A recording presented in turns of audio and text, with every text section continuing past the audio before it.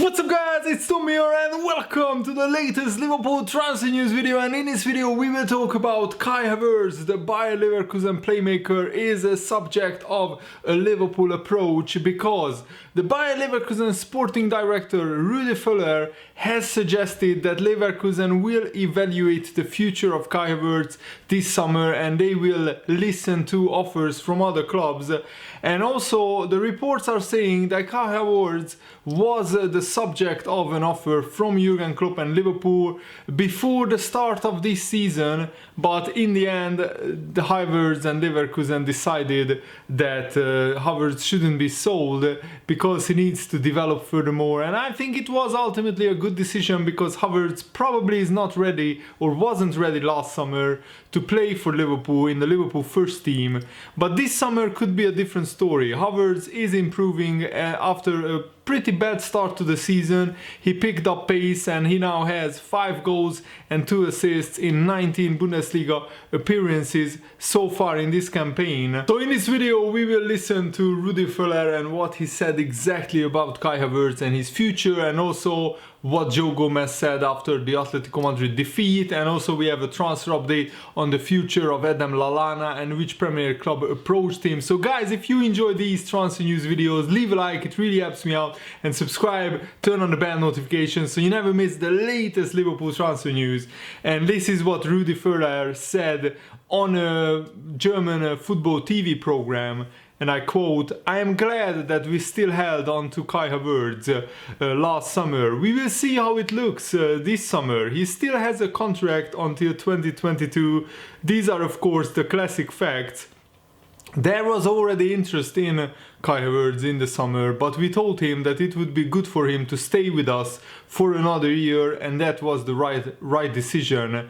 And there was a fellow guest on the TV program, former Tottenham coach Steven Freund went one step further and suggested that Kai Havertz should remain with Leverkusen for another 12 months beyond the summer. And I'm not sure what would be the best decision for Kai Havertz. What is a fact is that he still has 2 more years left on his contract, so maybe Leverkusen are not pressured to selling Kai Havertz. But I think that Kai Havertz wants to move on because he said personally in previous interviews that he's looking for a move to a really big club, either in Germany or abroad. And the former Tottenham coach Freund admitted that the lure of a significant wage increase as well as the prospect of challenging for big silverware, big trophies on a regular basis at a different club could turn the youngster's head, Kai Havertz's head. This is what Freund said. I know it's a lot about money, and I would advise him to stay at Bayer Leverkusen just for another season. Bayer Leverkusen is under no pressure because it is a long-term contract, and I also know that Rudi Völler recommends that to him. But then it comes the pressure with consultants, agents, large clubs that can also win titles, which is relatively rare with Leverkusen. Then it is just too good at some point to stay at Leverkusen. But why not another year? Leverkusen are 5th in the Bundesliga at the moment, so they are fighting to get into the Champions League, and they are hosting Porto in the first leg of the Europa League knockout tie tonight actually. And Michael Ballack, who is of course a legend of German football, and he used to play for Chelsea and he used to play for Bayer Leverkusen back in the day as well. This is what he said: "Kai Havertz is an exceptional player, but one thing is also clear, Havertz still needs time. He also needs the robustness to be mentally prepared for a big club like Bayern Munich. I also needed my time in Leverkusen back then. Havertz must now look closely at his own development. We do not need to talk about his footballing qualities because he's a top player." And when Kai Havertz was asked about his future and which club he could go to, of course Bayern Munich were mentioned because in Germany, when a top player becomes available, Bayern Munich is always linked with that player. This is what he said: "You can't go wrong with Bayern Munich if you want to achieve success as a player in Germany. They are probably the biggest club in Germany, and there are many players that were very successful at a young age who went there. Therefore I get linked with Bayern Munich. There are players that want to stay close to their family and others say, I want to live in another country. There's something clear, if you want to be a star in Germany, you can't go wrong with Bayern.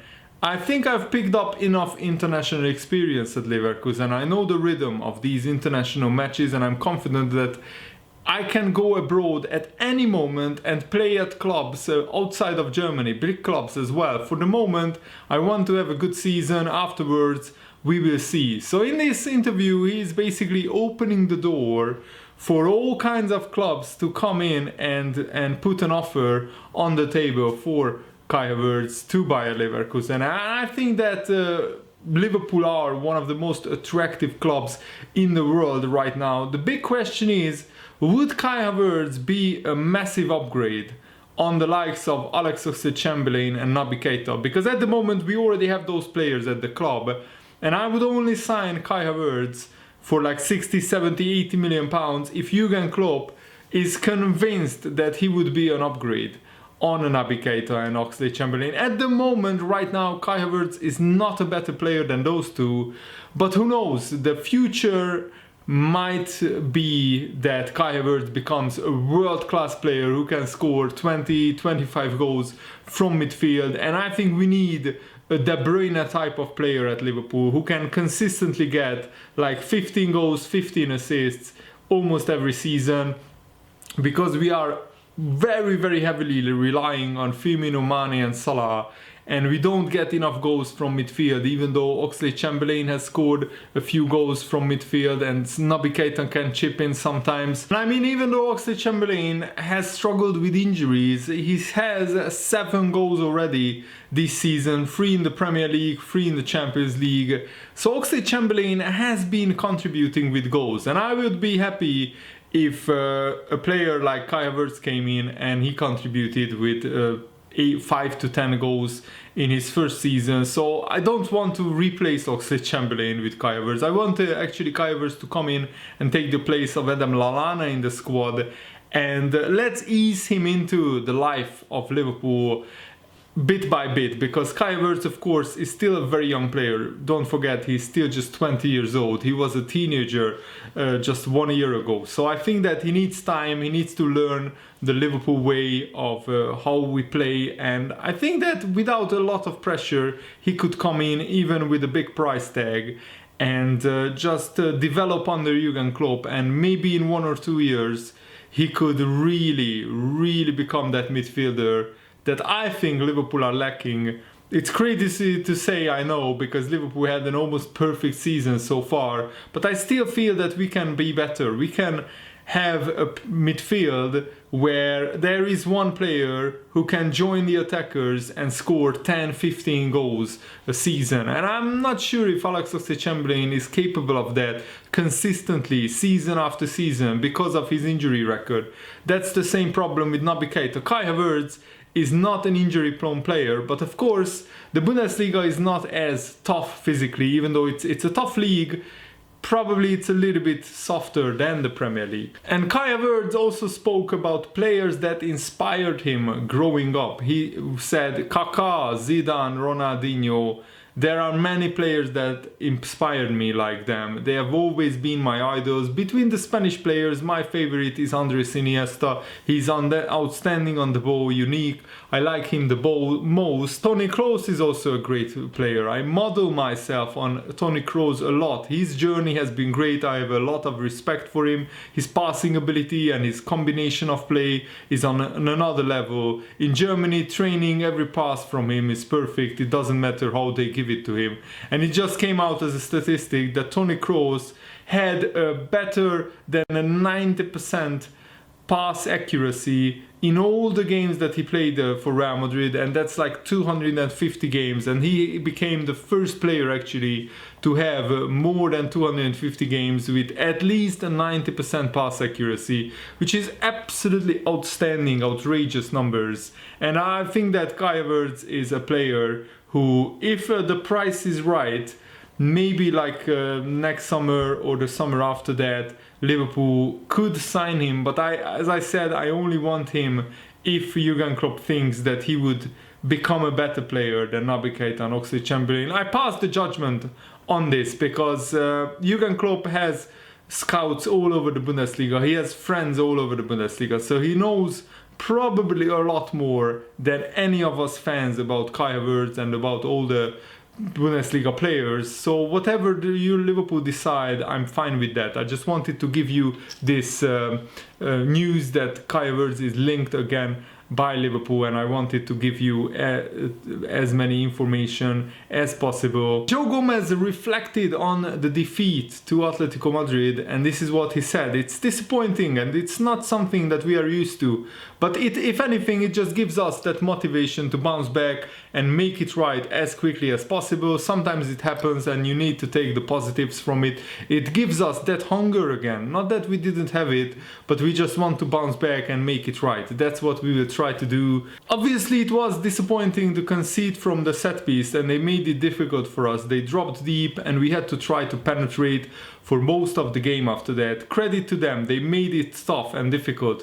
We are just got to dust ourselves off and stay confident. It's halfway through the season, so we have still got a chance to make it right at Anfield. We can take confidence from the way we dominated possession, especially in the second half. The chances will come. It's not over, far from it. And the challenge for Liverpool that night at Anfield, where we will host Atletico Madrid in 3 weeks' time, that challenge, Liverpool players are looking forward to it. They relish it, and that is what Joe Gomez said. It's massive. That's what we play for.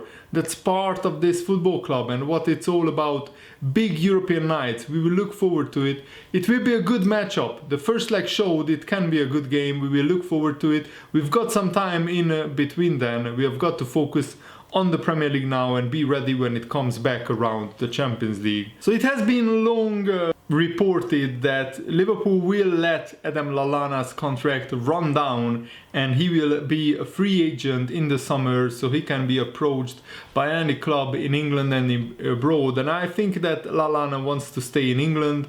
Of course, he has a young family as well, and Sky Sports are reporting that Leicester City have approached Liverpool over the signature of Adam Lallana, and also basically they approached Lallana because they don't really need to talk to Liverpool, because Lallana is out of contract at the summer, and there are Tottenham, Arsenal and West Ham, 3 quite big London clubs to actually rival Leicester City for his signature. I don't think Lallana would start at Tottenham or Arsenal. Maybe at Arsenal he would. But I would actually, if I was Lallana, I would go to Leicester City. He knows the manager, Brendan Rodgers, and also Leicester City are a club who are on the up, and they will be in the Champions League next season. Tottenham and Arsenal and West Ham won't be. West Ham might get even relegated, but Tottenham and Arsenal might not be in the Champions League next season, and their trajectory is not as straightforward. Leicester City are a club who I would love to be a part of as a football player, because it's very exciting. It has a young squad, a lot of players with good age, good potential. It has a manager who plays attractive attacking football. And yes, there is a lot of potential at Tottenham and Arsenal as well, but I'm not sure if Lallana would start for Tottenham regularly and for Arsenal. And at Leicester City, I think Lallana would start quite a few games, because Leicester City's backup players are not as good as Lallana. And I want to comment on what Jamie Carragher said about the Atletico Madrid-Liverpool game, because I think his views are always interesting. He's one of the biggest legends that ever played for Liverpool, so I really love listening to his thoughts. And this is what he said, and I quote, "It was a really frustrating night for Liverpool. We knew how Atletico would play, Jurgen Klopp knew, the players knew, but the big thing you don't want to do in games like this is concede early and concede the first goal, and especially from a set piece. Sometimes it happens, a little bit of luck and it rebounds and they go 1-0 up. Liverpool didn't get too frustrated, but they couldn't create anything. They don't have real creativity, certainly in midfield. That's always been a problem. At 1-0, I still think that Liverpool have a great opportunity of going through. If it had gone 2-0, I think Liverpool would have been nearly out. So at 1-0, Atletico deserved it. They had the better chances, but Liverpool will be a lot better at Anfield. I mean, they can't be a lot worse, Liverpool, because apart from like 1 or 2 chances, they didn't really create a lot. There was the Salah shot which got blocked on the line. And I think that Liverpool still haven't properly replaced Philippe Coutinho's creativity in midfield. And I think that Naby Keita would have been that player to add creativity to the Liverpool midfield. And that's why I was a little bit disappointed. I didn't really understand why Liverpool brought on and Jurgen Klopp brought on James Milner or Henderson, and instead I would have substituted Naby Keita. But that's just me. Jurgen Klopp is a Champions League winner, probably going to win the Premier League title, so who am I to criticize Jurgen Klopp? That's what I want to say. But in the home game against Atletico, Naby Keita could be the player who can unlock the door in such a tight game when there is a very, very little space. Atletico Madrid really nullified Liverpool's threats very, very well. Probably better than most teams this season. But Naby Keita is a different player. Naby Keita is a player that Liverpool don't have in anybody else, where he can glide past people in midfield and he can pick out passes which are very, very difficult to pick out. And also, he's a goal threat as well. He already has 3 goals, Naby Keita, this season. And I just feel that maybe he offers something different to all the other midfielders that Liverpool have. So that's why I would prefer if Liverpool started Naby Keita in the home game against Atletico Madrid. But we will see what Jurgen Klopp will do, and I just hope that Naby can stay fit, because he could be a very, very important part of the run-in for Liverpool this season. And Kaká, who used to play for AC Milan, and he was probably one of the best midfielders at the time, alongside the likes of Lampard, Gerrard and Paul Scholes. It's very interesting how he praised Steven Gerrard, my all-time favorite Liverpool player. I like Gerrard the most because we had this challenge between ourselves in 2005 and 2007. I really admire him. Those are the words of Kaká. Of course, Lampard was pretty amazing. Scholes was a classic midfielder, but I will have Gerrard over them. And of course, that is very high praise from one of the best midfielders of that generation, and I have the utmost respect for Kaká, because not only was he a great player, but he was a great man, a great character as well. And I just really enjoyed watching him play. The way that AC Milan knocked out, for example, Manchester United was spectacular, and how Kaká played in the Champions League finals against Liverpool was really spectacular. And yeah, for Liverpool to beat that AC Milan team in 2005 was like almost a miracle. So I really, really have a lot of admiration for Kaká, and that's where I will wrap up this video. I really hope that you guys enjoyed it. Thanks for watching. See you later. Have a nice day. Goodbye.